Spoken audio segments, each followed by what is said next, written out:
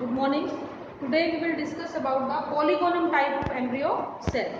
So first of all, you should know what is the meaning of polygonum.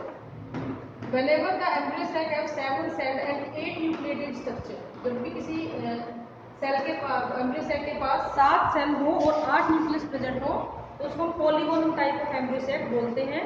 ये diagram बनाना आता है paper के अंदर, पोलीगोनम टाइप ऑफ एम्ब्रियो सेल का बना चुके हो ऑलरेडी। तो इसमें ये एक एम्ब्रियो सेल है। एम्ब्रियो सेल के बाहर क्या मिलेगा? न्यूसेलस मिलता है, यानी it is embedded in the nucellus in the ovule. और एम्ब्रियो सेल मिलती कहाँ है? ओव्यूल के अंदर। अगर आपको डायग्राम थोड़ा सा याद हो ये वाला, तो हमने ऐसे बनाया था, तो यहाँ पे ये न्यूसेलस होता है और ये एम्ब्रियो सेल है। तो अब हमने इस वाले पार्ट को थोड़ा एनलार्ज करके आपको दिखाया हुआ है। इसके कितने पार्ट हैं आपको नजर आ रहे होंगे। यहाँ पे 3 एंटीपोडल सेल होती हैं, 1 2 3। एक सेंट्रल सेल है जिसके पास पोलर न्यूक्लियाई है, और पोलर न्यूक्लियाई कितने होते हैं? 2 होते हैं। नीचे आपके पास होता है बेटा एग अपरेटस।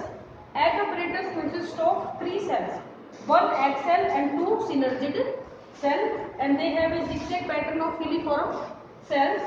synergid cell और filiform का दोनों का ही मेन फंक्शन होता है पोलन ट्यूब को गाइड करना, यानी पोलन ट्यूब कैसे अपना रास्ता ढूंढेगा टुवर्ड द ओव्यूल, वो कैसे अंडे के पास सॉरी एग के पास आएगा, उस रास्ते को कौन बताता है? सिनर्जिड सेल बताती हैं। क्योंकि सिनर्जिड सेल क्या करती हैं, ये एक तो पाथ को गाइड करेंगी। पोलन ट्यूब ऊपर से आ रहा है, बहुत लंबा ट्रैवल करके वो आ रहा है स्टिग्मा से स्टाइल पे, फिर वो नीचे तक आ रहा है, ओव्यूल के इंटेगुमेंट्स को भी वो क्रॉस करते हुए आ रहा है। तो उस कंडीशन के अंदर क्या होता है, रास्ता दिखाना जरूरी है। तो वो रास्ता कौन दिखाता है? सिनर्जिड सेल और फिलीफॉर्म जो ये है apparatus होता है, ये रास्ता दिखाती है। इसके अलावा सिनर्जिड सेल एक काम बड़ा इंपॉर्टेंट करती है। वो क्या करती है कि जैसे ही पोलन ट्यूब यहाँ पे आके स्ट्राइक करता है, उस स्ट्राइक की वजह से, उस धक्के की वजह से ये सेल डिसॉल्व होनी शुरू होती है, डीजनरेट हो जाती है। और डीजनरेट होने के बाद ये नरिशमेंट दे देती है, नरिशमेंट देना शुरू कर देती है। तो एक काम नहीं है, 2 काम करती है। एक तो पोलन ट्यूब को खींच रही है कि भैया यहाँ आ जाओ। दूसरा ये क्या करती है, डिसॉल्व होने के बाद ये भी और ये भी दोनों डिसॉल्व होने के बाद क्या काम करती है? अपना नरिशमेंट देते हैं। जो भी इनके पास है वो सब एज ए नरिशमेंट को यूज कर लिया जाता है। तो किस तरीके से पोलन ट्यूब आएगा उसकी हम बात कर लेते हैं।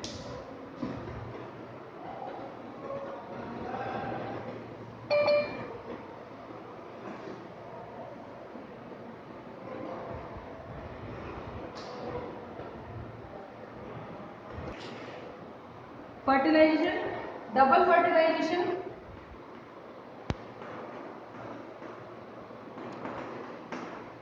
And triple fusion.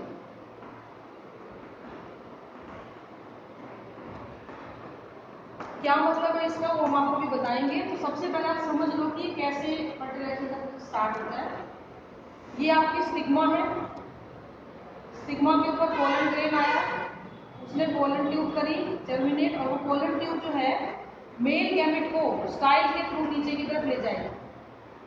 Now the question is कि वो नीचे ले जाएगी, मुझे क्या पता उसे कहाँ जाना है। यहाँ पे फॉर एग्जाम्पल हम सीधी एम्ब्रियो सेल की बना रहे हैं,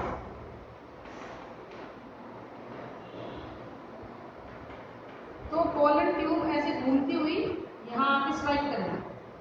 ठीक है, और आपको ये बात बहुत अच्छे से पता है, पोलन ट्यूब के पास क्या होता है? ट्यूब न्यूक्लियस होता है और 2 मेल गैमेट होते हैं।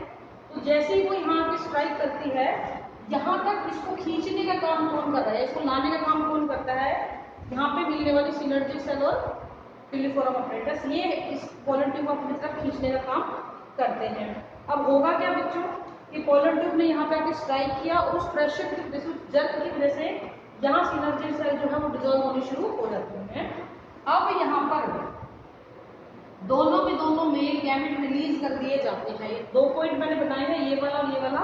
These are 2 male gamete. Tube nucleus में खत्म हो चुका होता है, अब तक तो उसका काम खत्म हो गया है। ट्यूब बनाने तो ट्यूब उसने बना दी, अब रह गया काम किसका? मेल गैमेट्स का। तो एक्चुअली आपका काम है, क्योंकि मेल गैमेट ही फर्टिलाइजेशन करने में हेल्प करता है। यहाँ पे हमने एक टर्म लिखी है डबल फर्टिलाइजेशन। वो हम क्यों लिखते हैं? क्योंकि डबल फर्टिलाइजेशन का मतलब है यहाँ पे 2 प्रकार से फर्टिलाइजेशन हो रहा है, तो 2 टाइप का फर्टिलाइजेशन हो रहा है। Generative fertilisation and vegetative fertilisation.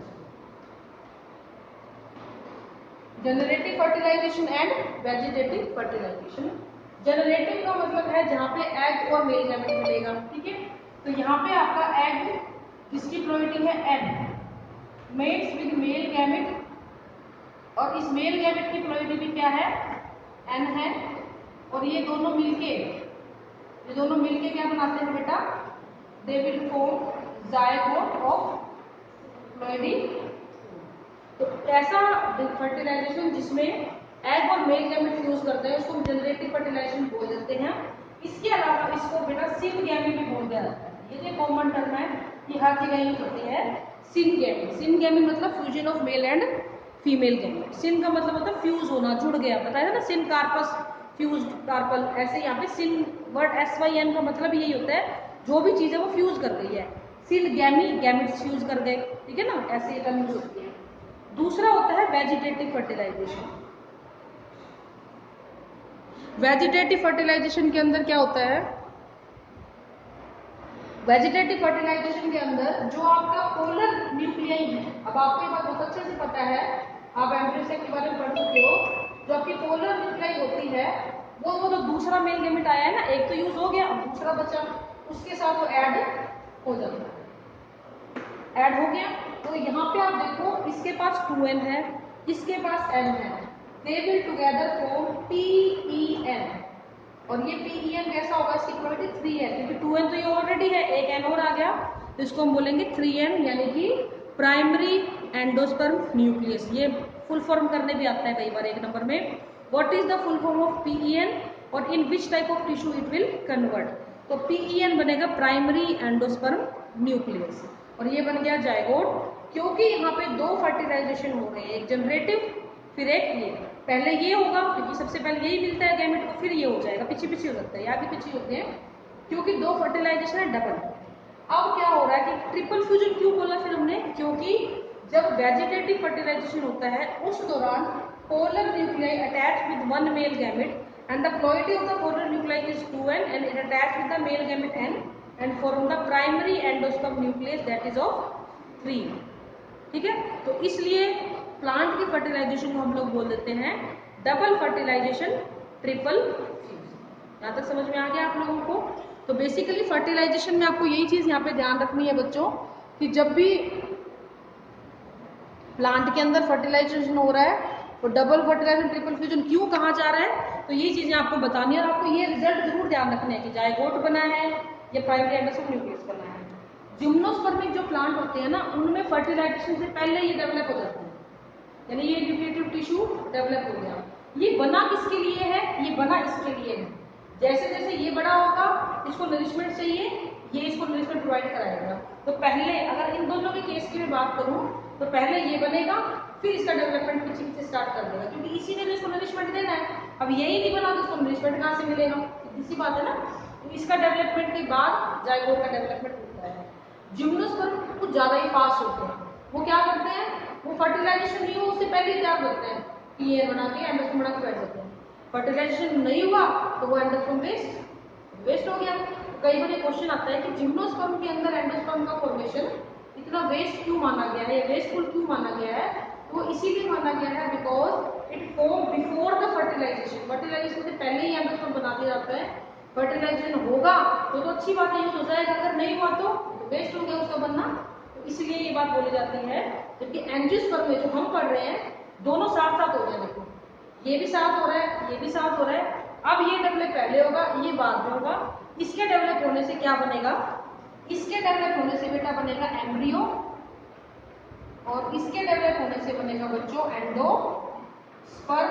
और आपको पता होना चाहिए एंडोस्पर्म क्या है, यहाँ पे एक न्यूट्रिटिव टिश्यू है, नरिशमेंट गिविंग टिश्यू है, नरिशमेंट देता है, ठीक है, क्योंकि इसकी प्लॉइडी 3n है तो इसकी न्यूट्रिटिव वैल्यू काफी ज्यादा हो जाती है, ठीक है। अब हम बात करेंगे, ये तो फर्टिलाइजेशन हो गया, अब हम बात करेंगे पोस्ट फर्टिलाइजेशन इवेंट की।